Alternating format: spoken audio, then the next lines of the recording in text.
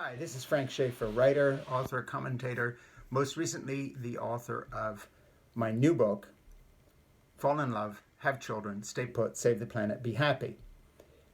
But in this little commentary, what I want to do is draw your attention to a uniquely incredible film, and that is Don't Look Up, available on Netflix, directed by Adam McKay, starring Leonardo DiCaprio, Jennifer Lawrence, Meryl Streep, Kate Blanchett. A few years ago, I had a nice chat with Jennifer Lawrence. We were both at a conference being held in New Orleans, as a matter of fact, where she was speaking and I was as well, doing interviews with people.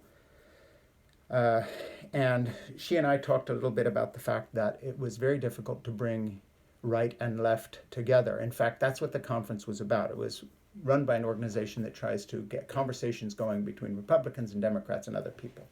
That aside, what is so interesting about this film that Jennifer's in now, that Adam McKay directed, is that it is in a way a almost Christ-like parable, if you could put it this way, for contemporary times on the stupidity of our involvement in so many projects that have nothing to do with the only project that really matters right now, and that is saving our environment. Nothing else matters in comparison, obviously, because if all life on Earth ceases, or if mass extinctions take place, or if human life is threatened, everything else becomes a moot point. For instance, many of the things that the academic left seem to care most about these days in language, whether the word mother should be used, or whether we're supposed to call people parents, whatever that may be, because of certain transgender issues, whatever. On the right, the fascination with the right to bear arms, whether we all should be allowed to have any guns we want, weapons of mass destruction. All these issues, maybe there's one issue that competes with the environment, and that is saving our democracy from a Republican Party and Trump cult that is determined to overturn the next election in their favor should they lose, and tried to do it last time, not just with an insurrection, but with maneuvering in state houses all over the country.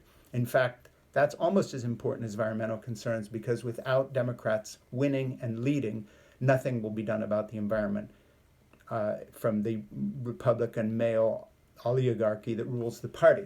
That said, one reason I love Don't Look Up is that it reminds me so much of another movie made a number of years ago, a long time ago, called Being There.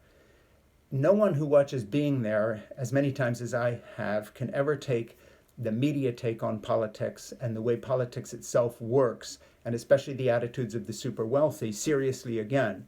It is an expose with the brilliant Shirley MacLaine and other people in that film of the stupidity of the American wealthy class, the landed wealthy class, and their gullibility. Now, Don't Look Up basically tells the rest of us, look, what's most important in life right now is the biggest issues. Stop fretting about all the smaller issues that either we can't do anything about or don't personally affect us, and start concentrating on big strokes. It's also a devastating satire of our entire culture. Nicely made up influencers selling what God knows what. And by the way, I'm not an influencer, you can tell, because I'm doing a treatment from my dermatologist, putting cream on every night, and it puts all this crap on my head that will go away eventually and scab up and prevent me from getting skin cancer. And if I was an influencer, I'd just put makeup over the whole thing and pretend that I'm not 70 years old and I'm going to live forever. But when you look at Don't Look Up, you're watching a movie that is prophetic. Sadly, prophets don't get listened to. This movie will probably change nothing. Ironically, it's being delivered by Netflix through the very systems of entertainment which the movie turns around and satirizes as distracting us from the big issues facing us.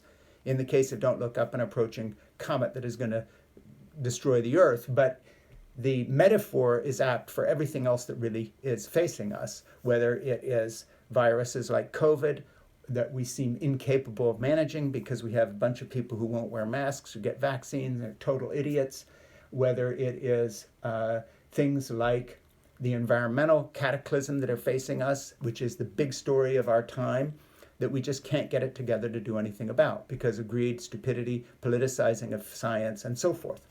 But I just want to say this, that the left and the right are lying. They lie. The left politicizes language in terms of the correct thing to call this and that person. I'm not talking about the big obvious ones, like not using the N word and making sure that we treat people with respect. Look, I'll call anybody anything they want to be called, but I just don't want to be told how to use the English language to describe myself. I am a father and grandfather. I am not a grandparent.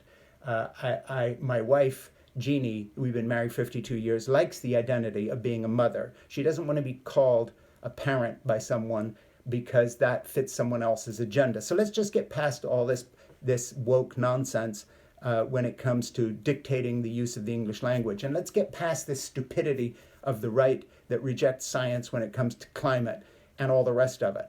Let's understand that, as I talk about in my book, Fall in Love, Have Children, Stay Put, Save the Planet, that the main agenda of the human race, the only reason we survive is because of the impulse of evolution to reward the survival of the friendliest and cooperation.